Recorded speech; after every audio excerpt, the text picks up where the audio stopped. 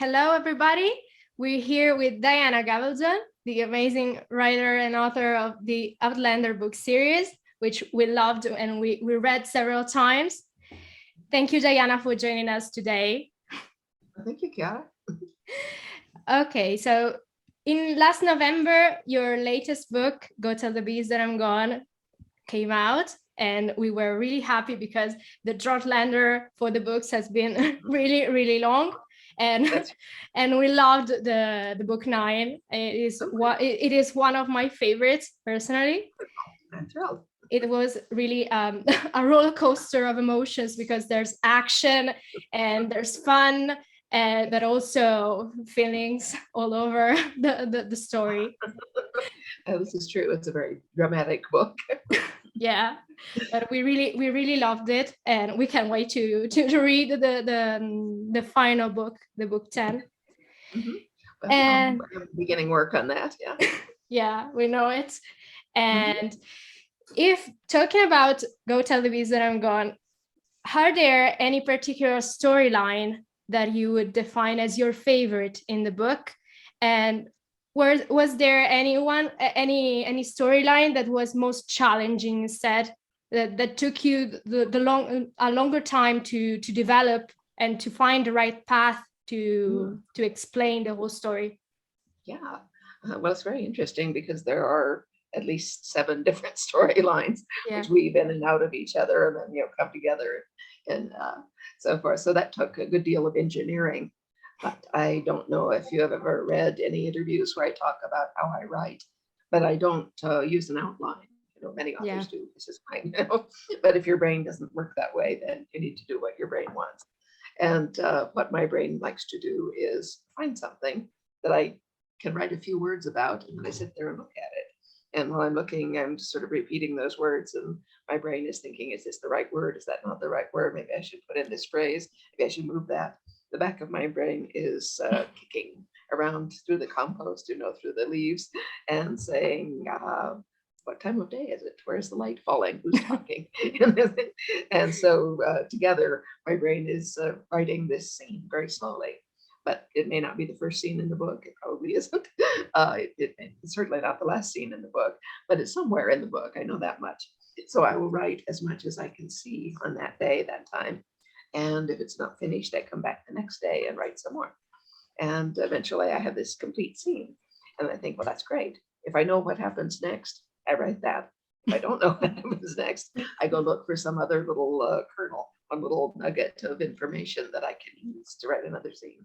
And so this goes on for, years. And I gradually, these scenes begin to stay together. I'm thinking, okay, well, this happened for these people.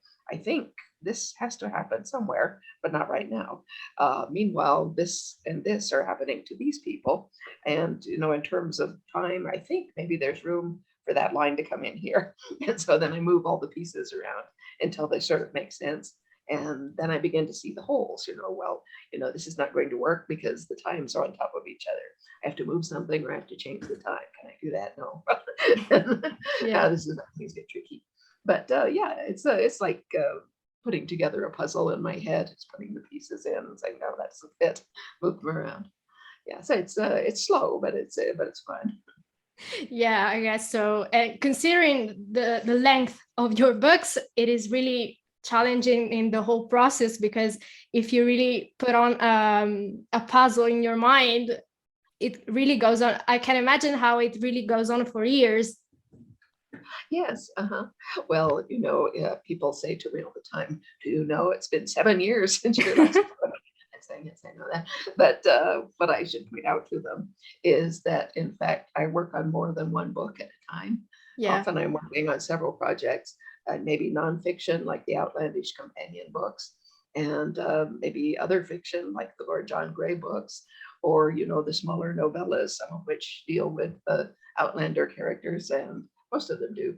There's 1 or 2 outliers that I wrote for other things. And then there's quite a lot of miscellaneous nonfiction and other things that I write day to day. For instance, I write interviews all the time and so forth. But in fact, I wrote 4 separate books during that 7 years, besides Go Tell the Bees. So, 5 books in 7 years, this is not that bad. No, definitely. It's not absolutely bad. And as you know very well, your books are always full of plot twists. And besides the whole love and fun, and it really delves in each character's lives. And in particular in Bees, I was really shocked when the plot twist regarding Ulysses came about, because it is one of my favorite ones, along with the Ezekiel Richardson revealed, when he revealed that he is one of the men that kidnapped Brianna in the 1980s. And my question is, might sound like a stupid question, but how did that come about in your mind? You knew that from the beginning of the writing, or it came up in your mind during the whole process of the creation of the book? Things usually happen during the creation. I don't normally know very much before I start writing. And then I begin doing the research, of course, and little things will pop up in the research. That's where I found, His Majesty's Company of Black Pioneers, the Black soldiers who fought for the British Army. Well, I had had that in mind for quite some time, because I could see Ulysses, ending up joining these. I knew when he left Jocasta's place that, he would go and find a place for himself in the world. And back then, that was by far the easiest way for a Black man to make a good career for himself, was to join the army, because the British would take them, and so I knew that's where he went, was to join the governor of Virginia, who was having a rebellion at that time, and did, as a matter of historical record, employ Black soldiers. I said, okay, that's where he went. So that's where he is. He's not that far away from North Carolina. And I said, and he's probably plotting, because what we saw of him in the earlier books, yes, we are in favor of him, of course. He's the lover of Jocasta, but we also think that he probably killed her husband, and certainly the other person who was asking inconvenient questions. This is a ruthless man.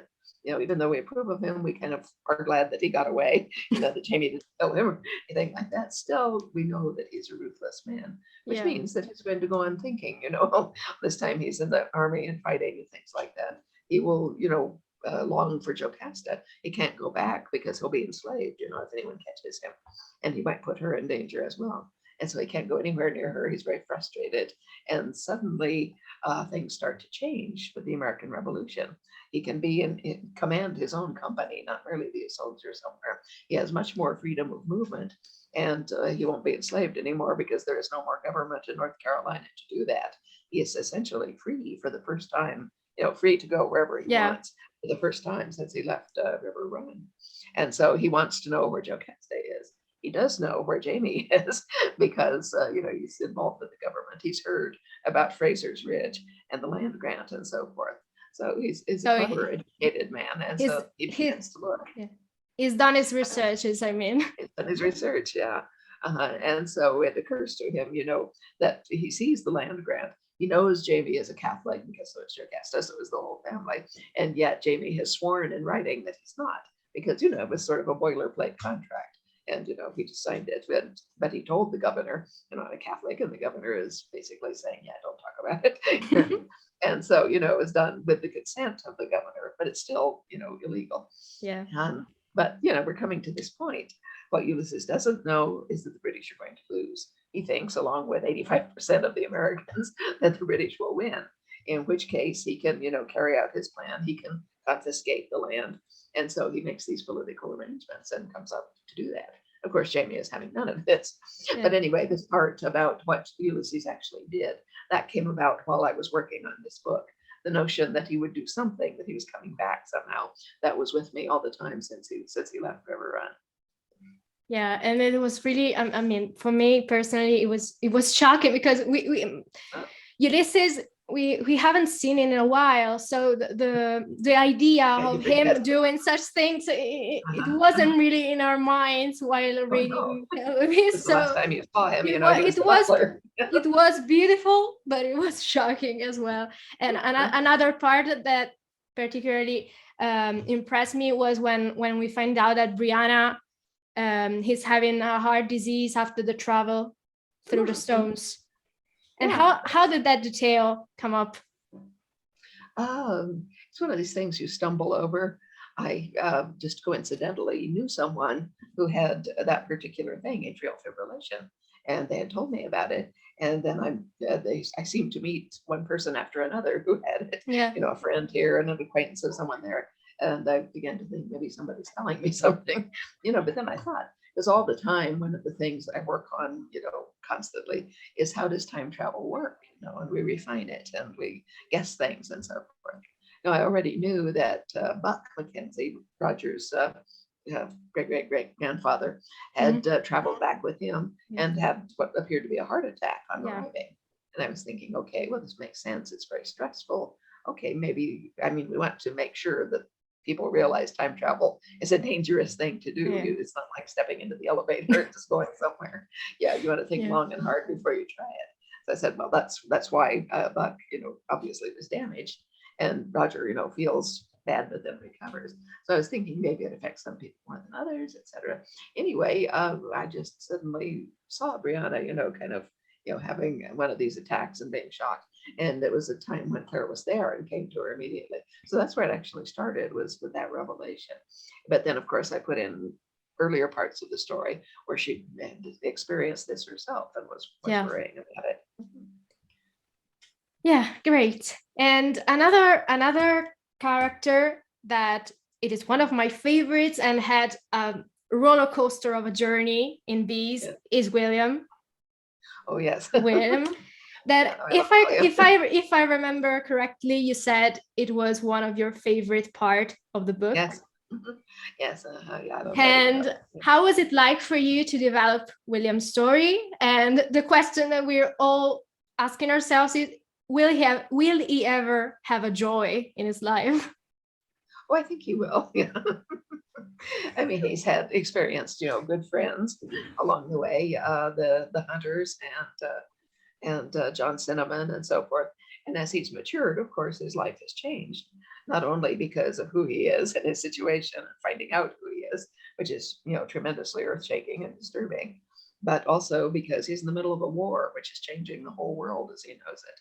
And at least to start with, he had a place in that war. He was in the army, but now he doesn't feel like he has any kind of anchor, he has any sort of place. So while this is very hard on him, of course, it's good for me because, you know, he can find himself in almost any situation, and it will be dramatic because there will be, you know, conflict and insecurity and worry and fear, things like that going on around him. But, you know, he has pleasant interludes with Amaranthus, for instance, whom everyone suspects of being a bad girl. We don't know, but we really don't know that yet. She might be. And again, she might be up to something that we don't know about. So anyway, but the main story going into book 10, of course, is the relationship between William and Jamie, because William has had to admit that Jamie is in fact his father. And worse, I mean, he could make the admission and then just keep his distance, even though he's grateful to Jamie for helping him with Jane in the earlier book. But now with this pressing danger to Lord John, who has been William's father for his whole life, as far as he knows, and whom he deeply loves, well, he's, you know, in danger of, you know, death, scandal, disgrace, all of these things. William has to rescue him, but the person that he would normally go to for help would be Lord John's brother, Hal. In fact, the thing that I thought when I read the final line, that with the final part in general of William going to Jamie to seeking help, I exactly thought that only Lord John being in danger was the only thing that would like push William to ask Jamie for help. That's exactly right. Yeah. And because it's like the medium between the two of them. Yes, yeah. And you know, Jamie actually loves Lord John as a arm's length friend and so forth. And of course he loves William, even though he doesn't yet know him well, but you know, he knows he is his father, he is his son. He will in fact do anything that he can for him. And in this situation, naturally, he would do anything he could to rescue Lord John. So, you know, we kind of have a nice little triangle going there, and that William and also Jamie would not have approached each other. And also we have also a fourth element in this triangle, because Claire has been married to Lord John. So Yes, there's that. Yeah, well, we sort of explored that situation earlier in the It book. will be really interesting to find out how the situation will work out between them. Yes. Well, it will. Yeah. And also, this adventure, you have to think, well, how exactly are they going to go about it? And I don't know that yet. I have no idea how they're going to go about that. Excuse me. But they're going to have to go, to wherever he is. They're going to have to find him somehow. So I'm not sure how they do that. But eventually they will find him. And so will two of them be enough? Well, they think so. We're a strong man. We can handle things. Yeah. Okay. But then there's Claire to think of. Is she going to let them go off by themselves and do this sort of thing? I think not, Yeah. especially since Jamie is still recovering from being so badly wounded at the Battle of Kings Mountain. Yeah. He's getting along in his daily life, all right, but this is not the same thing as, riding miles and miles with no sleep and no food and engaging in, armed combat at the end of it. So my guess is that he's going to insist on coming. Yeah. And Which, it will also be interesting seeing how William will create a better relationship with his sister, with Brianna, because they met only once in book 6, and they then get along very well. Yeah. And it will be really interesting to see them sort of interact and things Absolutely. like this. Yeah, absolutely. And one of the things that I love the most about William is also the fact that it seems that he won't share any feelings. He won't express his feelings, but obviously he has feelings. So we're gonna see how the whole meeting his father and seeking for help will work out in the next book. Well, that's going to be very interesting. Yeah. And then, of course, there's the adventure itself. And then in a broader context, there's the war and what's coming after that. Because we're coming toward the end of the actual armed conflict. There are several more battles that will be fought in the American South between where book 9 ended and the end of the book, but it's going to be in October of the same year. And this new book starts in May or so. So we are, in fact, going to get through the rest of the American Revolution. Yeah, and the whole, considering how old book going around the same year and just a few months, it will be really full of events, and we can wait to read what the story, how the story will be developed. Great. Well, I hope you'll enjoy it. Yes, absolutely. And still related to William's storyline and such, as we said before, there's this character that was pretty enigmatic, which is Amaranthus Grey. Oh yes.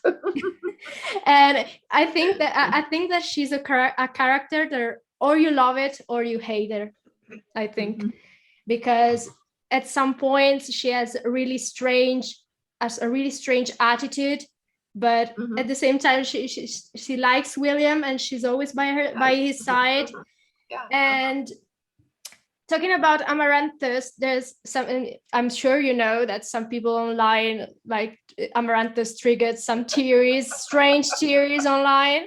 And in particular, one that caught our attention was the one that considers Amaranthus being a time traveler. And what do you... I don't think so. No. Because, but I don't think so. Because I think some people suggested that her way of speaking with men, also her way of approaching Lord John, and she's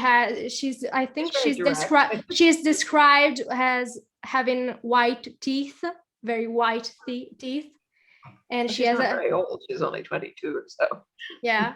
So have you ever considered this option of Amaranthus being a time traveler?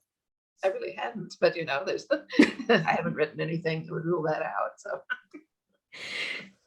okay, and another thing that we were particularly shocked to ourselves while reading the book is the presence, such a presence from Frank. I mean, who could have known that Frank would be such a good source of information for the Frasers? I didn't personally. And I laughed so hard when we see Jamie like imagining Frank's ghost with himself, talking to him. It was really a beautiful series of scene in the book. And and what my question was, how that came about. I mean, Frank writing a book about the Scottish presence in the Americas and his whole storyline, this series of events. Yes. Well, that one came about sort of organically. I've known for a while that Frank would be writing a book, possibly more than one, but that's what he does. He's a historian. He researches and he writes books about what he finds out. Okay, of all the things that he might do research on, the primary one, I mean, who does he care the most about the historical method? It would be Jamie, especially Jamie in concert with Claire. Okay, assuming that he believes what happened, and by this time he probably does, he looks in history and he finds them both, as a married couple, and he finds Fraser's Ridge. Okay, Jamie is pretty well documented in history. He signs things, he does business, and so forth. There are a lot of traces of him left to be found. The only difficulty is that his name is fairly common. There are a lot of James Frasers around. Yeah. And so you would have to do a lot more research to be sure you're looking at the right one, which may come into play in the next story. We don't know. But anyway, so Frank has found out enough about this that he, strongly suspects that Jamie is in fact going to die at the Battle of King's Mountain. Maybe he has not found anything else about Jamie in the records after that. So he thinks, oh my God, he did die, because he knows from the correspondence between Jamie and the Over Mountain men that he did raise a militia and he was going to fight there. And so what is he going to do with this information? There's no record of Claire being there, so he doesn't know that. He probably thinks she's back home on Fraser's Ridge, and we'll be left alone now that Jamie is dead. And what will she do next? But he doesn't know. But anyway, the only way he has of communicating what he knows is to write this book, and hope that Brianna reads it. And if she goes back to find her father, that she will then tell him about it.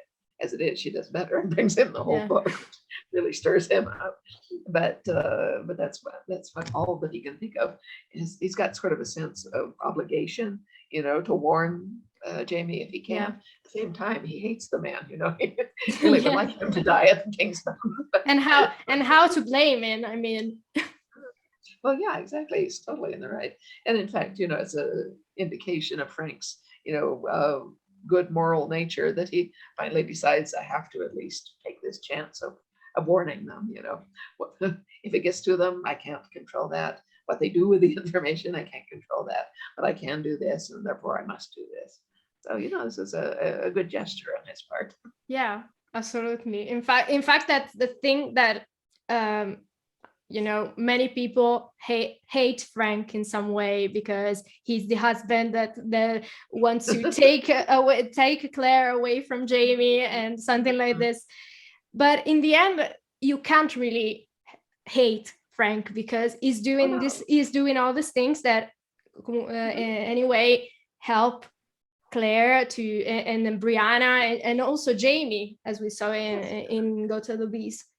Yes, exactly. Yeah. No, Frank is a tragic figure and also a very noble man, by and large. He's angry, of course, has fights with Claire, and very reasonably, but in the end, he'll do what is right. He raises Brianna as his own daughter. He does his best to take care of Claire and Brianna, and knowing what he knows about them, he takes as much steps as he possibly can to protect them. Absolutely. And everybody is are kind of asking themselves how much Frank's book will be prophetic for the Frasers in the future. And another thing that people are asking themselves regards Claire bringing Jamie back to life with the blue light on the battlefield at Kingstown, and how much could that possibly be related to Jamie's ghost? I don't know. I hadn't thought of it in conjunction with Jamie's ghost. It's just a power that well, we know that time travel is genetic, you get it from your parents, and you have this ability to, kind of step through time. And through the books, we have Brianna and Roger working on this guidebook for their children, and they're trying to write down as much as they know about how time travel works. So they uncover little bits of evidence as they go along. Oh, there's this, and then there's this. Well, okay, what can we make of that? And so they're, hypothesizing, making theories, but they don't know for sure about all kinds of stuff. And so we'll find out more as they go along, doing this process as to how things work. But apparently, one of the ways that things work is that because it is genetic, a lot of information travels on a chromosome. There's just a lot of different genes there. Yeah. So if you get this particular chromosome or a part of it from an ancestor, you may have more things on there than the ability to time travel. And one of the things that some of these travelers have appears to be this healing ability, which, they see and sometimes other people notice. Mostly they don't, but that blue light, which is, part of their energy field. Everyone has what they call an aura, an energy field. There's a kind of photography called Kirlian photography that will actually photograph your aura. I don't know how honest this is, but it's there. And some people say, oh, she has such a strong aura, when they mean this person makes an impact on them. They feel something in their presence. I don't know whether this is the case or if it's just a strong personality. But anyway, the notion is known that people do have energy fields. And in fact, they do. I mean, you can measure the electroconductivity of the skin from point to point. And in fact, there's some research done in using an electric current to help regenerate bones and nerves, to help in healing from serious injuries. So, electricity, is important physically. We don't know everything, but I mean, your heart generates electrical impulses all the time. If it stops doing that. And so this is why, the heart is probably subject to interference from the time traveling vortex, is because, it seems to affect, or at least notice, when people are electrical.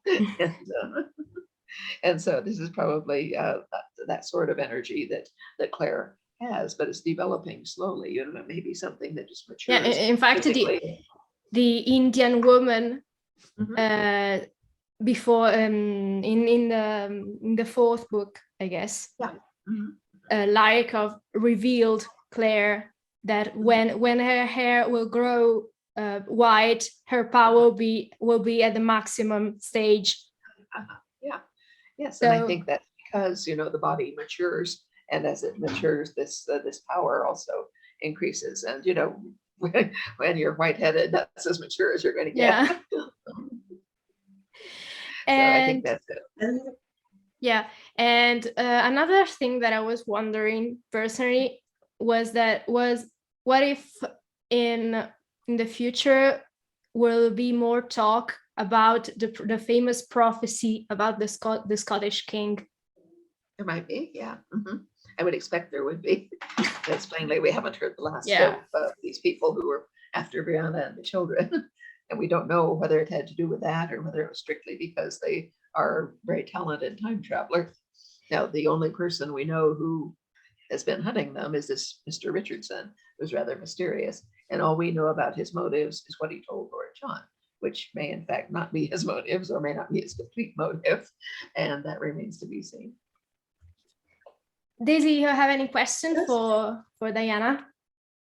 And talking about the next chapter, what can we expect from book 10 as far you have come in writing it so far?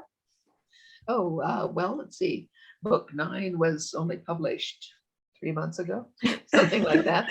Yes. And I worked on it until before a month of its publication, before it was finished. So I was not doing anything else for the previous year except finishing Go Tell the Bees That I Am Gone. So I had not worked on book 10 at all, not ever, until, about the last month or so. So, there's very little of it on paper, but there's a lot of it going on in my head. And, now this moves to the front of the line in the long line of things that I'm doing. So, it'll be long. Books take their own time, and luckily I have never written books to a deadline. In fact, my editor, my first editor, said to me, my first 3 contracts, said, well, we will pay you your advance, the money they give you up front, in 3 pieces. You get one when you sign the contract. You get another one when you deliver an outline for the book that says what's going to be in it. And then you get the third when you deliver the actual manuscript. And so I did that, I wrote the outlines, I got my advances, books was published. And then a 4th book came along, which we had not sold yet. And so my agent says, well, do you want this 4th book? And they gave me a contract for 3 more books, in fact. But my editor said at this point, she said, I don't know why we make you write outlines. They never have anything to do with your books. So they took that out. They should have taken out the thing that says deadline too, because I've never met one. They have a slot. It's a contract, that they use for all their authors, and then changes are made. But there's a line that says, delivery date, when will this book be finished? And, you can't have the contract completed unless you put a date in there. So we put a date in there, but the book's going to be finished when it's finished. It won't have anything to do with that date particularly. Yeah, we understand it, and yes, we can wait. We're looking forward to it, but we understand it takes a long time to write all the things down.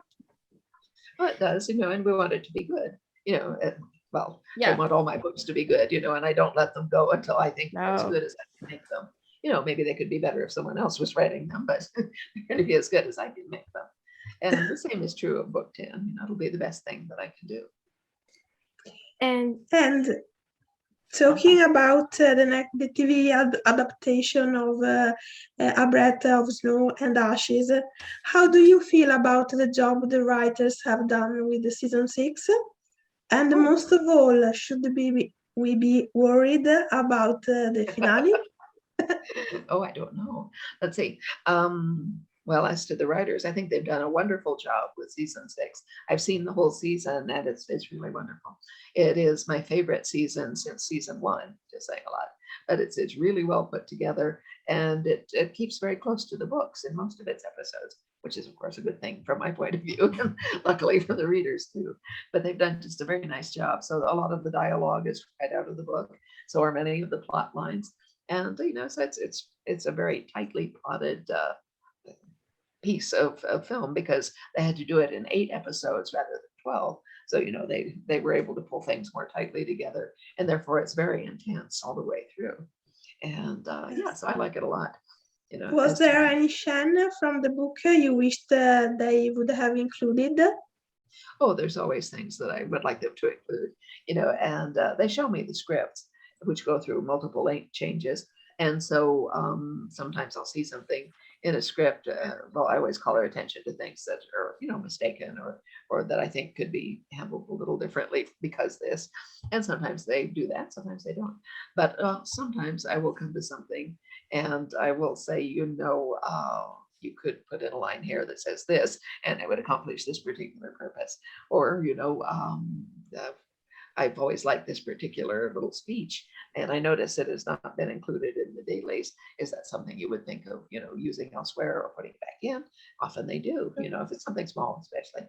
But, they can't do it all the time. There's just not room for everything. And so, there's good communication between us. I tell them what I think, and, they pay attention. They may not be able to do what I want. They may not agree with me, but, they do listen. And that means that we can continue talking. So I was reading one of the season 7 scripts last night, and it's a very small thing, but at the end of one episode, they have a voiceover, where it's just Clark talking. Yeah. And she's quoting from one of the prologues from one of the books. And the thing is, this prologue was written as a conversation. One part of it is Claire's and the other part of it is Jamie's. And they have handled it as though it's all Claire speaking. And so I pointed that out and I said, of course, all your prologues have been Claire speaking, but, I think you could possibly make a brief change and we could have Jamie's voice in here for the second half, something like that. So I don't know whether they'll pay attention to that or not. Yeah, that's my husband's alarm clock going off in the other room. Okay, the last question that's a question that we always do to the people we're interviewing, and in particular relating to Outlander this time. Among all the characters that in the Outlander universe, which one do you think it is more similar to you? Mhm. Well, looking at all of them, it's probably Jamie. He has much more in common with me than any of the others. But the fact is, I am all of them. So they're drawing from different parts of my personality and projections, as it were. Things that I might imagine myself doing, or if I were this kind of person. But no, they're all me. There is a local fan group that sometimes takes me out for tea in the springtime to pick my brains and see what I may be thinking of doing interviews like this. And on one of these occasions, they started talking about Black Jack Randall. They were going, "Oh, he's so awful. He's so loathsome. He makes my skin crawl. I just hate him." And I'm sitting there sipping my tea and thinking, "You have no idea you're talking to Black Jack Randall, do you?" Because they don't, of course. It doesn't occur to them. I mean, where else would he have come from? Thank you so much, Diana, for joining You're us very today. welcome. It was really an honor for us to talk with you and to discuss your amazing work. Here in Thank you. It was Italy, Thank you so much. here in Italy, unfortunately, Go Tell the Bees That I'm Gone, it hasn't been released on translation in Italian yet, but we can't wait That's to read fine, it. yeah. Many of our readers read it in English and we all loved it. And Wonderful. congrats on the amazing work you've done. Well, thank you so much. Well, I'm really pleased that everybody has enjoyed it so much. And I'm told that the Italian edition will be coming out fairly soon. I don't know what soon means in Italian, Oh. but they're working on it. Yeah. Perfect. Great. Thank you so much. Thank And you so much. have a good day. And you too. Enjoy yourselves. Thank you. Thank you. Bye. Bye-bye. Bye.